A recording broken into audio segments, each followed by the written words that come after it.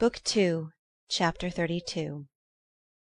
"At the court of the Tuileries," said Mr. Sillerton Jackson with his reminiscent smile, "such things were pretty openly tolerated." The scene was the van der Luydens' black walnut dining room in Madison Avenue, and the time the evening after Newland Archer's visit to the Museum of Art. Mr. and Mrs. van der Luyden had come to town for a few days from Skuytercliff, whither they had precipitately fled at the announcement of Beaufort's failure. It had been represented to them that the disarray into which society had been thrown by this deplorable affair made their presence in town more necessary than ever. It was one of the occasions when, as Mrs. Archer put it, they owed it to society to show themselves at the opera, and even to open their own doors. "It will never do, my dear Louisa, to let people like Mrs. Lemuel Struthers think they can step into Regina's shoes. It is just at such times that new people push in and get a footing. It was owing to the epidemic of chicken pox in New York the winter Mrs. Struthers first appeared that the married men slipped away to her house while their wives were in the nursery. You and dear Henry, Louisa, must stand in the breach as you always have done." Mr. and Mrs. van der Luyden could not remain deaf to such a call, and reluctantly but heroically they had come to town, unmuffled the house, and sent out invitations for 2 dinners and an evening reception. On this particular evening they had invited Sillerton Jackson, Mrs. Archer, and Newland and his wife to go with them to the opera, where Faust was being sung for the first time that winter. Nothing was done without ceremony under the van der Luyden roof, and though there were but 4 guests, the repast had begun at 7 punctually, so that the proper sequence of courses might be served without haste before the gentlemen settled down to their cigars. Archer had not seen his wife since the evening before. He had left early for the office, where he had plunged into an accumulation of unimportant business. In the afternoon one of the senior partners had made an unexpected call on his time, and he had reached home so late that May had preceded him to the van der Luydens, and sent back the carriage. Now, across the Skuytercliff carnations and the massive plate, she struck him as pale and languid, but her eyes shone, and she talked with exaggerated animation. The subject which had called forth Mr. Sillerton Jackson's favourite allusion had been brought up, Archer fancied not without intention, by their hostess. The Beaufort failure, or rather the Beaufort attitude since the failure, was still a fruitful theme for the drawing-room moralist, and after it had been thoroughly examined and condemned, Mrs. van der Luyden had turned her scrupulous eyes on May Archer. "Is it possible, dear, that what I hear is true? I was told your grandmother Mingott's carriage was seen standing at Mrs. Beaufort's door." It was noticeable that she no longer called the offending lady by her Christian name. May's colour rose, and Mrs. Archer put in hastily, "If it was, I'm convinced it was there without Mrs. Mingott's knowledge." "Ah, you think?" Mrs. van der Luyden paused, sighed, and glanced at her husband. "I'm afraid," Mr. van der Luyden said, "that Madame Olenska's kind heart may have led her into the imprudence of calling on Mrs. Beaufort." "Or her taste for peculiar people," put in Mrs. Archer in a dry tone, while her eyes dwelt innocently on her son's. "I'm sorry to think it of Madame Olenska," said Mrs. van der Luyden, and Mrs. Archer murmured, "Ah, my dear, and after you'd had her twice at Skuytercliff." It was at this point that Mr. Jackson seized the chance to place his favourite allusion. "At the Tuileries," he repeated, seeing the eyes of the company expectantly turned on him. "The standard was excessively lax in some respects, and if you'd asked where Morny's money came from, or who paid the debts of some of the court beauties—" "I hope, dear Sillerton," said Mrs. Archer, "you are not suggesting that we should adopt such standards." "I never suggest," returned Mr. Jackson imperturbably, "but Madame Olenska's foreign bringing up may make her less particular." "Ah," the 2 elder ladies sighed. "Still, to have kept her grandmother's carriage at a defaulter's door," Mr. van der Luyden protested, and Archer guessed that he was remembering and resenting the hampers of carnations he had sent to the little house in 23rd Street. "Of course I've always said that she looks at things quite differently," Mrs. Archer summed up. A flush rose to May's forehead. She looked across the table at her husband and said precipitately, I'm sure Ellen meant it kindly." "Imprudent people are often kind," said Mrs. Archer, as if the fact were scarcely an extenuation; and Mrs. van der Luyden murmured, "If only she had consulted someone." "Ah, that she never did," Mrs. Archer rejoined. At this point Mr. van der Luyden glanced at his wife, who bent her head slightly in the direction of Mrs. Archer, and the glimmering trains of the three ladies swept out of the door, while the gentlemen settled down to their cigars. Mr. van der Luyden supplied short ones to opera nights, but they were so good that they made his guests deplore his inexorable punctuality. Archer, after the first act, had detached himself from the party and made his way to the back of the club box.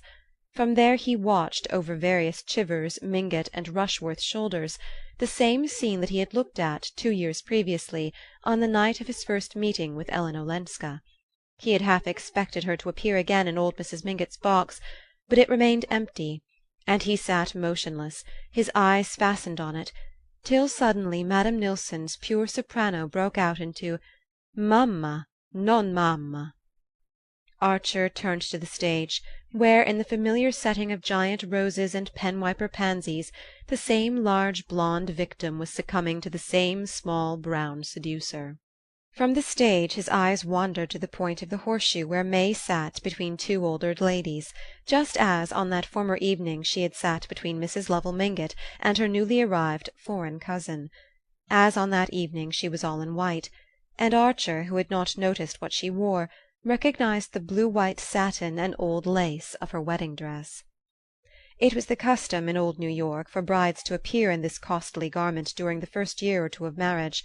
His mother, he knew, kept hers in tissue paper, in the hope that Janey might some day wear it, though poor Janey was reaching the age when pearl-grey poplin and no bridesmaids would be thought more appropriate. It struck Archer that May, since their return from Europe, had seldom worn her bridal satin, and the surprise of seeing her in it made him compare her appearance with that of the young girl he had watched with such blissful anticipations 2 years earlier. Though May's outline was slightly heavier, as her goddess-like build had foretold, her athletic erectness of carriage and the girlish transparency of her expression remained unchanged.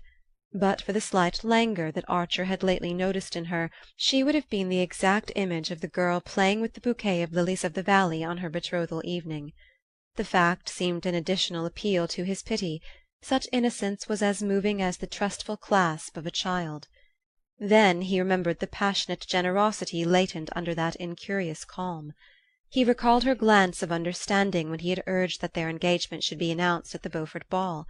He heard the voice in which she had said, in the Mission garden, "I couldn't have my happiness made out of a wrong to someone else." And an uncontrollable longing seized him to tell her the truth, to throw himself on her generosity, and ask for the freedom he had once refused.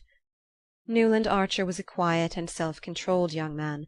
Conformity to the discipline of a small society had become almost his second nature. It was deeply distasteful to him to do anything melodramatic and conspicuous, anything Mr. van der Luyden would have deprecated, and the club box condemned as bad form. But he had become suddenly unconscious of the club box, of Mr. van der Luyden, of all that had so long enclosed him in the warm shelter of habit. He walked along the semicircular passage at the back of the house, and opened the door of Mrs. van der Luyden's box, as if it had been a gate into the unknown. "Mamma!" thrilled out the triumphant Marguerite, and the occupants of the box looked up in surprise at Archer's entrance. He had already broken one of the rules of his world, which forbade the entering of a box during a solo. Slipping between Mr. van der Luyden and Sillerton Jackson, he leaned over his wife. "I've got a beastly headache. Don't tell anyone, but come home, won't you?" he whispered. May gave him a glance of comprehension, and he saw her whisper to his mother, who nodded sympathetically. Then she murmured an excuse to Mrs. van der Luyden, and rose from her seat just as Marguerite fell into Faust's arms. Archer, while he helped her on with her opera cloak, noticed the exchange of a significant smile between the older ladies. As they drove away, May laid her hand shyly on his. "I'm so sorry you don't feel well. I'm afraid they've been overworking you again at the office." "No, it's not that. Do you mind if I open the window?" he returned confusedly, letting down the pane on his side. He sat staring out into the street, feeling his wife beside him as a silent, watchful interrogation, and keeping his eyes steadily fixed on the passing houses. At their door she caught her skirt in the step of the carriage and fell against him. "Did you hurt yourself?" he asked, steadying her with his arm.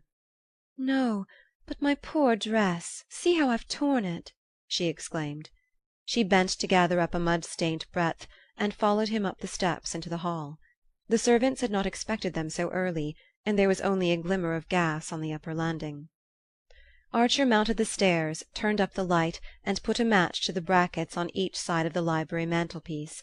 The curtains were drawn, and the warm friendly aspect of the room smote him like that of a familiar face met during an unavowable errand. He noticed that his wife was very pale, and asked if he should get her some brandy. "Oh, no," she exclaimed with a momentary flush as she took off her cloak.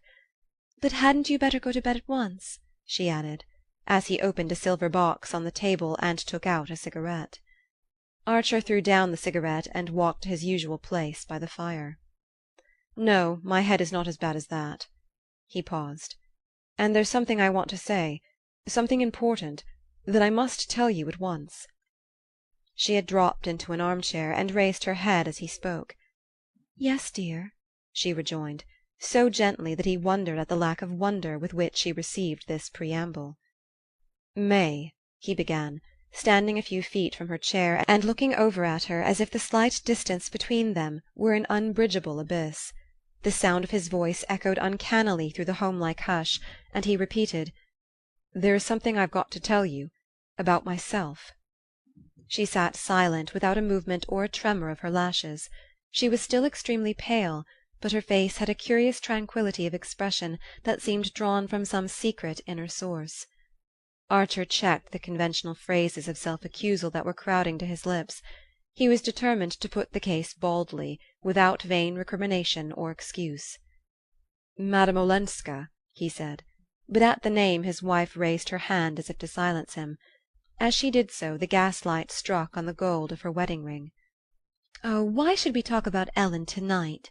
she asked, with a slight pout of impatience. "Because I ought to have spoken before." Her face remained calm. "Is it really worth while, dear? I know I've been unfair to her at times. Perhaps we all have. You've understood her, no doubt, better than we did. You've always been kind to her. But what does it matter, now that it's all over?" Archer looked at her blankly. Could it be possible that the sense of unreality in which he felt himself imprisoned had communicated itself to his wife? "All over? What do you mean?" he asked in an indistinct stammer. May still looked at him with transparent eyes. "Why, since she's going back to Europe so soon. Since Granny approves and understands, and has arranged to make her independent of her husband." She broke off, and Archer, grasping the corner of the mantelpiece in one convulsed hand and steadying himself against it, made a vain effort to extend the same control to his reeling thoughts. "I supposed," he heard his wife's even voice go on, "that you had been kept at the office this evening about the business arrangements. It was settled this morning, I believe." She lowered her eyes under his unseeing stare, and another fugitive flush passed over her face. He understood that his own eyes must be unbearable, and turning away rested his elbows on the mantel-shelf and covered his face. Something drummed and clanged furiously in his ears. He could not tell if it were the blood in his veins or the tick of the clock on the mantel. May sat without moving or speaking while the clock slowly measured out 5 minutes. A lump of coal fell forward in the grate, and hearing her rise to push it back, Archer at length turned and faced her. "It's impossible!" he exclaimed. "Impossible?" "How do you know? What you've just told me?" "I saw Ellen yesterday. I told you I'd seen her at Granny's." "It wasn't then that she told you?" "No, I had a note from her this afternoon. Do you want to see it?" He could not find his voice, and she went out of the room and came back almost immediately. "I thought you knew," she said simply. She laid a sheet of paper on the table, and Archer put out his hand and took it up. The letter contained only a few lines. "May, dear, I have at last made Granny understand that my visit to her could be no more than a visit, and she has been as kind and generous as ever. She sees now that if I return to Europe I must live by myself, or rather with poor Aunt Medora, who is coming with me. I am hurrying back to Washington to pack up, and we sail next week. You must be very good to Granny when I'm gone, as good as you've always been to me. Ellen. If any of my friends wish to urge me to change my mind, please tell them it would be utterly useless. Archer read the letter over 2 or 3 times, then he flung it down and burst out laughing. The sound of his laugh startled him. It recalled Janey's midnight fright when she had caught him rocking with incomprehensible mirth over May's telegram announcing that the date of their marriage had been advanced. "Why did she write this?" he asked, checking his laugh with a supreme effort. May met the question with her unshaken candor. "I suppose because we talked things over yesterday." "What things?" "I told her I was afraid I hadn't been fair to her, hadn't always understood how hard it must have been for her here, alone among so many people who were relations and yet strangers, who felt the right to criticize and yet didn't always know the circumstances." She paused. "I knew you'd be the one friend she could always count on, and I wanted her to know that you and I were the same in all our feelings." She hesitated as if waiting for him to speak, and then added slowly, "She understood my wishing to tell her this. I think she understands everything." She went up to Archer, and taking one of his cold hands pressed it quickly against her cheek. "My head aches too. Good night, dear," she said, and turned to the door, her torn and muddy wedding dress dragging after her across the room. End of chapter 32.